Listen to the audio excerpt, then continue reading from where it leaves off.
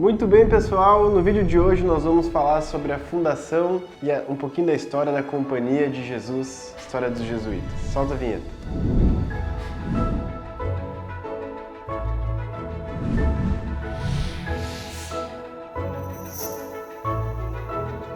É isso aí, já pode se inscrevendo aqui no canal, vai dando like, já vai mandando pros amigos, já vai copiando o link aqui embaixo para mandar depois de ver esse vídeo, porque hoje nós vamos falar da maior instituição já criada na história da igreja, certo? Da maior ordem, da obra mais grandiosa que nós temos registro ao longo de 2000 anos de história da igreja. Nós estamos falando da gloriosa, da grande Companhia de Jesus, que basicamente tem uma história de fundação muito simples, muito bonita e muito bacana. E nesse mês, lembrando sempre vocês, a gente colocou essa história no nosso guia de leitura, o Ad Maior Dei Gloriam, que é um lema, certo? Uma espécie de lema dos jesuítas. Nós temos aqui, então, uma breve história da Companhia de Jesus, um artigo muito legal, conta em detalhes o que nesse vídeo eu vou tentar resumir para vocês. Bom, Santo Inácio, para vocês terem uma ideia, quando ele começa a fazer todos os seus estudos para que ele pudesse ser um pregador oficial, oficializado pela igreja, especialmente por causa dos seus exercícios espirituais, também são explicados aqui no guia para vocês, Santo Inácio conhece uma série de pessoas,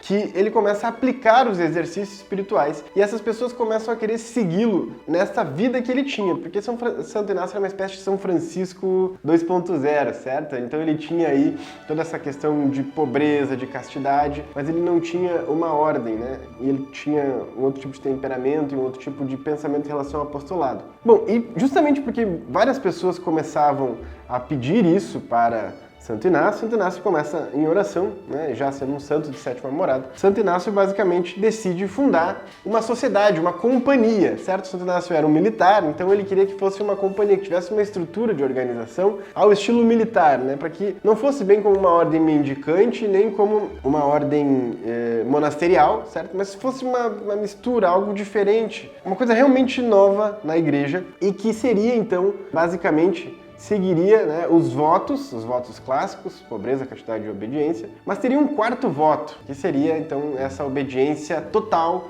ao Santo Padre. Bom, quando eles fundam a companhia, numa missa em 15 de agosto de 1534, Santo Inácio basicamente pede uma coisa só, que eles fossem evangelizar a Palestina, porque Santo Inácio havia ido lá uma vez e gostaria muito de retomar aquelas terras e de poder evangelizar aqueles povos que lá estavam. Só que isso acaba não acontecendo, e por esse quarto voto, esse voto de obediência total ao Papa, Santo Inácio então vai com seus membros, era um número pequeno de membros, o editor pode botar aqui 7 ou 9, agora eu não me lembro aqui. Então, depois eles ficam botando o meme do Faustão em mim aqui nos vídeos, então dessa vez eu dou os dois números, e aí não vai aparecer o RU, sai a tela preto e branco agora.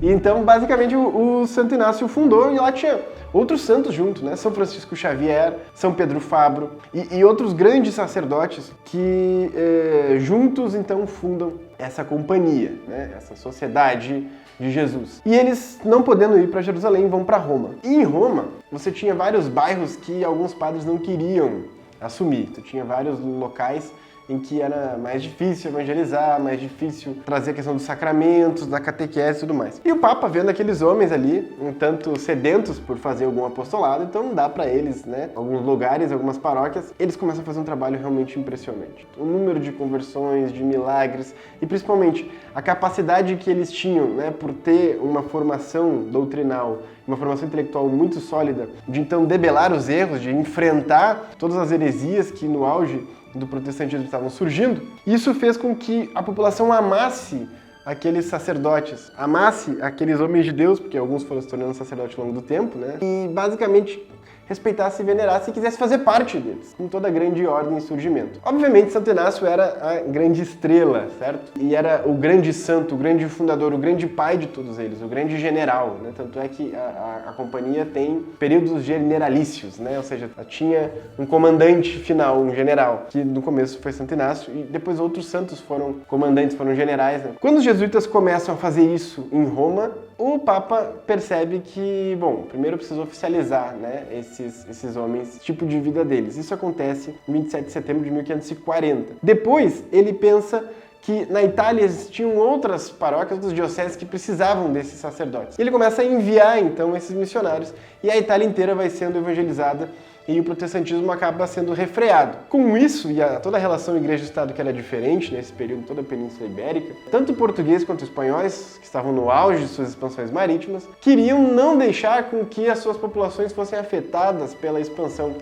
do protestantismo e, sabendo dessa fama que os jesuítas tinham, solicitam então ao Papa para que enviassem missionários para lá. O Papa obviamente liga um ponto no outro, certo? E alguns locais ele já pediu direto os padres jesuítas. Depois, outros locais que não se conhecia, ele já mandava para lá os jesuítas, eles encantavam. Os reis queriam ter eles como conselheiros e tudo mais, queriam elevá-los a cardeais e Santo Inácio sempre proibia isso, né, para que não tivesse uma espécie de orgulho, para que nenhum padre da companhia fosse elevado bispo. E basicamente, o que ocorre é que tanto na Alemanha, com São Pedro Fabro, principalmente em Portugal e Espanha, onde nós temos especialmente a figura de São Francisco Xavier, que se torna uma espécie de embaixador de Portugal, depois nas expansões, tanto para as Índias quanto para o Japão e à beira da China, quanto com outros sacerdotes, grandes nomes, grandes homens que evangelizavam, né, e principalmente defendiam a fé.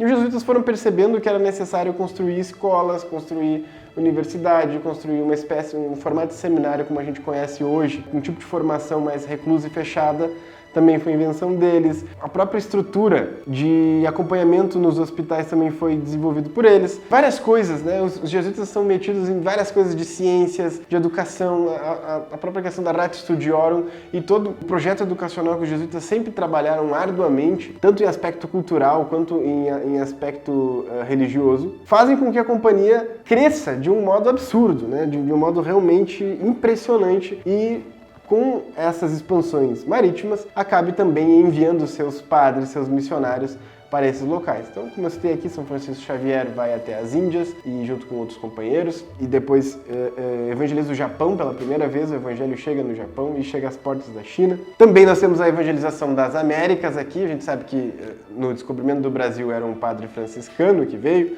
mas depois toda a história do catolicismo no Brasil está intimamente interligada com os jesuítas, com a própria prática dos exercícios espirituais e na figura especialmente do padre Manuel da Nóbrega de São José de Anchieta. Todo o catolicismo no Brasil se deve, de certo modo, a Santo Inácio e sua obra, né? Os jesuítas que basicamente expandiram pelo mundo inteiro. Aqui no guia a gente quis colocar, né, o mapa do Brasil, mas a Espanha enviava para toda a América também seus missionários. Nós tínhamos as reduções aqui no Rio Grande do Sul, né, onde a gente está gravando esse vídeo agora. Tem muita história legal e muito bonita e muito interessante sobre como era a evangelização dos jesuítas até nós. E veja só, hoje nós estamos aqui publicando livros católicos, estamos aqui falando de catolicismo e isso só acontece porque descobrimento feito por um país como Portugal tinha um alicerce, certo, espiritual junto aos jesuítas muito grande. Nós devemos o catolicismo que nós temos hoje nesse país, boa parte deles, sim, né, a esses grandes homens, a São José de Anchieta, que era primo de Santo Inácio, e especialmente a Santo Inácio de Loyola, que talvez seja o santo, né, e aqui é a opinião pessoal minha,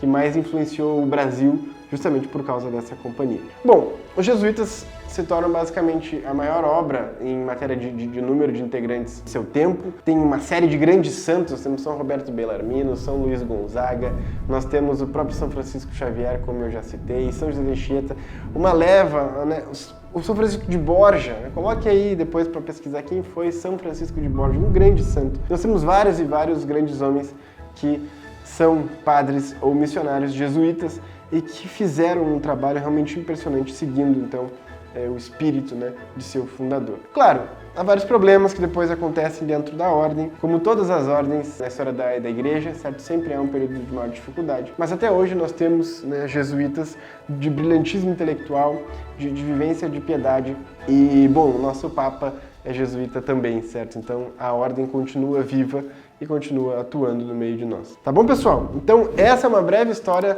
da fundação dos jesuítas, espero que vocês tenham gostado. Não esqueça de mandar esse vídeo aqui para os seus amigos, para os seus conhecidos, pessoas que não conhecem ainda a história dos jesuítas e, obviamente, de adquirir o nosso box do mês que conta em detalhes a história dessa fundação na figura de Santo Inácio e aqui então você mergulha, tem realmente um aprofundamento e um bom acompanhamento de leitura ao seu livro principal através do nosso guia, certo? Um grande abraço, fiquem com Deus, nos vemos no próximo vídeo. Valeu!